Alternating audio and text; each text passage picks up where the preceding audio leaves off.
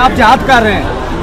हमारे साथ खान साहब का एक बुजुर्ग टाइगर मौजूद है, आइए इनसे जानते हैं कि इनको कौन सा जज्बा यहाँ पे इमरान खान के लिए बारिश में लेके आया है। जी बताइए प्लीज। अस्सलाम वालेकुम। के बात करें इंशाल्लाह जो इमरान खान है, मैं तो रात को डी खान से पहुंच गया, समझ गया। पहले गया तड़ा में, वो जीप का साथ में बोला चलो आम को बंद करो, जीप भी बंद करो, बोलता तुम निकलो, ऐसा भी जगह नहीं है, फिर तो जीप को किधर रखेगा, समझ गया।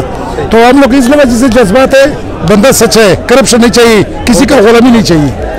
आपने ये जीप सजाई हुई है अपने लिए सजाई है या खान साहब के लिए सजा के? ये तो हमारा शौक है, 45 साल शौक है हमारा, ये तो शौक है।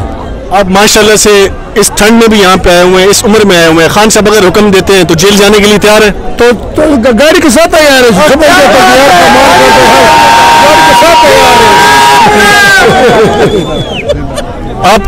आपके बच्चे और आप यूथ को क्या पैगाम देना चाहते हैं? उसको सबको मालूम है मस्तान खान इमरान खान का साथ है, समझ गए। और 22 करोड़ भी उसके साथ है, लेकिन पहला मैं जान देगा, फिक्र नहीं करो। माशाल्लाह से ये जज्बे से सरशार है, बस ठीक है।